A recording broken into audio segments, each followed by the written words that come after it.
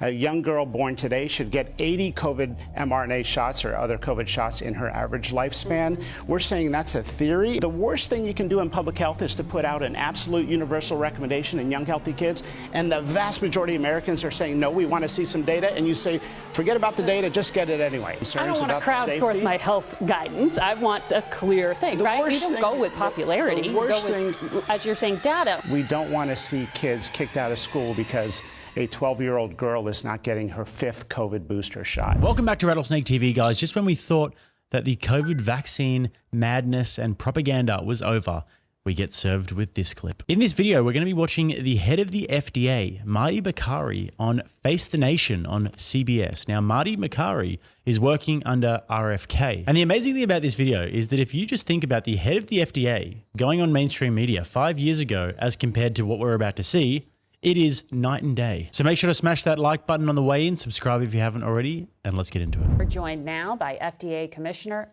Dr. Marty Makary. Good morning. Good morning. Good to have you here in person. Good to be here.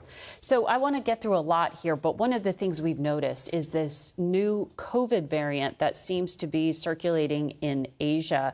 I believe it's NB 1.8.1. It's a variant under monitoring. What do we need to know? Yeah, so this appears to be a subvariant of JN1, which has been the dominant strain. So it's believed that there is cross-immunity protection. The COVID virus is going to continue to mutate, and it's behaving like a common cold virus. It's now going to become the 5th coronavirus that's seasonal, that causes about 25% of the cases of the common cold. So you're thinking of it as like a flu-type variant, just a normal fluctuation? The flu mutates about 34 times more frequently than COVID. The COVID variant mutation rate appears to be a little more stable, but the international bodies that have provided some guidance on which strain to target have suggested that either JN1 or any of these subvariants would be reasonable strains to target. So you don't seem overly concerned about that. I want to get now into some of the recommendations that have been very specific this week from the CDC and you with the HHS Secretary in this video announcement on Tuesday, where Secretary Kennedy said the CDC was removing the COVID vaccine for healthy children and healthy pregnant women from its recommended immunization schedule. He then had a memo to the CDC rescinding recommendations for kids' vaccines, saying the known risks do not outweigh the benefits. Then late Thursday, the CDC said, quote, shared clinical decision making, which I think is just talking to your doctor, yes, should determine whether kids get vaccinated. Can you clearly state what the policy is? Because this is confusing. Yeah, we believe the recommendation should be with the patient and their doctor. So we're going to get away from these blanket recommendations in healthy young Americans because we don't want to see, well, on the COVID vaccine schedule, we don't want to see kids kicked out of school because a 12-year-old girl is not getting her 5th COVID booster shot. We don't see the data there to support a young, healthy child getting a repeat infinite annual COVID vaccine. There's a theory that we should sort of blindly approve the new COVID boosters in young, healthy kids every year in perpetuity, and a young girl born today should get 80 COVID mRNA shots or other COVID shots in her average lifespan. We're saying that's a theory, and we'd like to check in and get some randomized controlled data. It's been about 4 years since the original randomized trials. So we'd like an evidence-based approach. Dr. Prasad and I published this in the New England Journal of Medicine last week, and we're basically saying we'd like to bring some confidence back to the public around this repeat booster strategy theory, because your statement was not about repeat boosters. It says the vaccine is not recommended for pregnant women. The vaccine is not recommended for healthy children. That's different than annual booster. Yeah, that's what it is. It's an annual booster, and they want them to get it over and over and over and over and over again. All of these healthy kids who absolutely do not need it. And this is absolutely fantastic to see that the FDA is actually standing up to the mainstream media and standing up to Big Pharma, who would love nothing more than the mainstream media to just be a pure 100% propaganda machine for Big Pharma. But luckily, RFK is not having it. And the reason why they're so angry about this is because he recently came out and announced that the CDC would no longer be recommending the COVID vaccine for healthy children and pregnant women. I couldn't be more pleased to announce that as of today, the COVID vaccine for healthy children and healthy pregnant women has been removed from the CDC recommended immunization schedule. Last year, the Biden administration urged healthy children to get yet another COVID shot despite the lack of any clinical data to support the repeat booster strategy in children. That ends today. It's common sense and it's good science. There's no evidence healthy kids need it today, and most countries have stopped recommending it for children. And this story has actually taken another twist. Check this story out on Ground News. CDC keeps recommendation of COVID vaccines for healthy kids after RFK Jr. said it would be removed. This means that the CDC has gone right ahead and contradicted RFK Jr. And as you can see here, there are 163 sources, and we can see how it is being reported left, center, and right. It's pretty much evenly reported, this story. Another great feature here is that you can see all of the different sources in the bias distribution chart, as well as the ownership, how many of the sources are actually independently owned. So all of these features, plus the fact that Ground News compiles tens of thousands of sources from all around the web to do all of the heavy lifting for you so that you don't have to get a million different subscriptions. And what's better is that Rattlesnake TV listeners are being offered a massive 40% off the Vantage plan, which is what I use. So all you got to do is go to ground.news/rattlesnake. That is ground.news/rattlesnake, or hit the QR code on the screen right here and start your Vantage plan today. And don't forget, guys, when you support Ground News, you are supporting a company that helps out independent creators like myself. Yeah, at this point, we're dealing, it is a booster strategy. People would be getting the updated shot. So whether or not a young, healthy kids who haven't gotten so a we'd shot? like to see the data. We'd love to see that No, data but on a doesn't practical exist. level, for a parent at home hearing you and trying to make sense We're here. saying take it back to your doctor. If their child has not been vaccinated, are you recommending that their first encounter with COVID be an actual infection? We're not going to push the COVID shot in young, healthy kids without any clinical trial data supporting it. That is a decision between a parent and their doctor. And just so, I don't know if you know these statistics, but for 88% of American kids, their parents have said no to the COVID shot last season. So the vast majority of Americans are saying no. Maybe they want to see some clinical data as well. Maybe they have concerns about the safety. I don't want to crowdsource my health guidance. I want a clear thing, right? You don't go with popularity. You go with, as you're saying, data. And when we look so at let's see that the data. data. Oh no, we cannot be having that. We cannot be having 88% of American parents saying no to this vaccine. What we need is a centralized authority to tell them exactly what they have to put into their children's body. That seems to make a lot more sense to CBS anyway. I mean, we definitely can't be trusting parents to be making these decisions themselves, guys. You don't go with popularity. You go with, as you're saying, data. Just imagine shilling this hard for Big Pharma on live television. Okay, so the CDC data said 41% of children aged 6 months to 17 years hospitalized with COVID between 2022 and 2024 did not have a known underlying condition. In other words, they looked healthy. And COVID was serious for them. So, first of all, we know the CDC data is contaminated with a lot of false positives from incidental positive COVID tests with routine testing of every kid that walks in the hospital.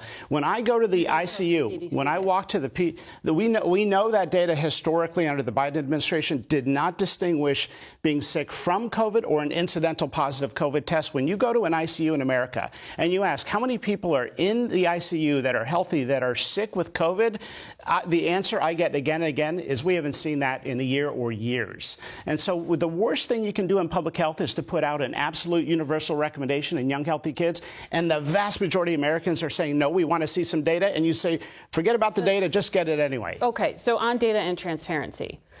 For decades, since 1964, it was the Advisory Committee on Immunization Practices, ACIP, that went through this panel recommendation. I mean, people watched these things during COVID. The report was then handed up. It offered debate, it offered transparency, and it offered data points that people could refer back to. Why did you bypass all of this and just come down with a decision before the panel could meet and make that data? That panel has been a kangaroo court where they just rubber stamp every single vaccine put in front of them. If you look at the minutes of the report from, they even say we would generally want to move towards a risk stratified approach. So why not let them do that in June? So in the meantime, we don't want an absolute recommendation for healthy kids to get it. They can do it, and that committee will meet and make recommendations. But you look at the minutes of the last couple of years, they say, we want a simple message for everybody just so they can understand it. It was not a data-based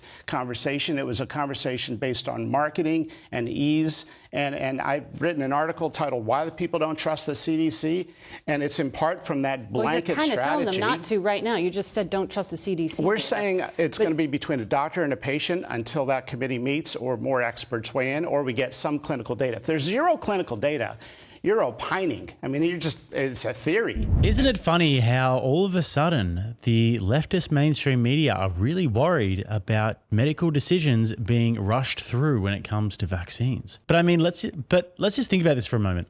What is the motivation of CBS to be on here grilling the head of the FDA about giving parents the choice as to whether their kids get vaccinated or not with a vaccine that does not slow the spread? It never slowed the spread, and it actually had a lot of bad side effects. We know this, but even if it was the case, even if I granted that there was just a few cases of this, parents should still be able to make these decisions. But the point is that the only reason CBS are doing this and just completely and utterly shamelessly shilling for these companies is because they are their biggest advertisers, they are their biggest donors, and even shareholders. We saw this throughout the pandemic, and very, very little has changed. The only thing that's changed now is that the people who are in office aren't also going to be parroting the message. But I know I'm harping on it, but just imagine sitting there with a straight face on TV and acting like you're indignant about parents being able to make decisions about their kids' health. The vaccine is not banned. They're not saying that they can't get it. They're saying that they can choose whether they get it. And so we don't want to put out an absolute recommendation for kids with no clinical data to So you support made it. this pronouncement as well on pregnant women. There is data.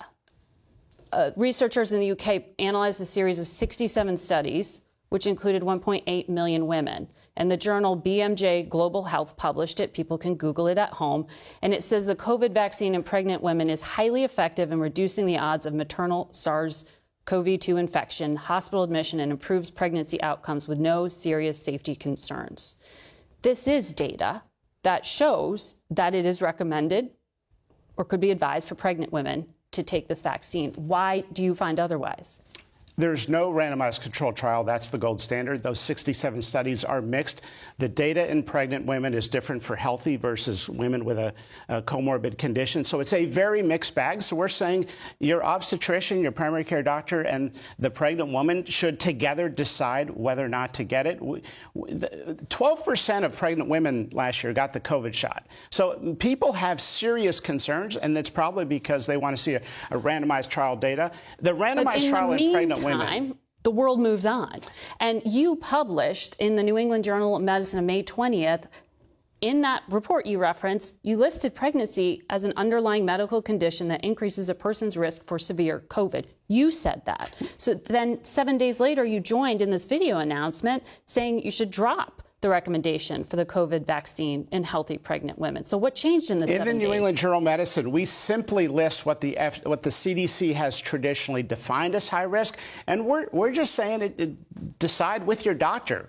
We're not saying one way or the other. And the randomized data trial, and information as well from you and your. So here's the data on pregnant women. A randomized controlled trial was set up, and it was closed without any explanation. We wanted to see that trial complete so women can have information that in a randomized controlled trial, which is the gold standard, this is what the data shows. We don't have those data.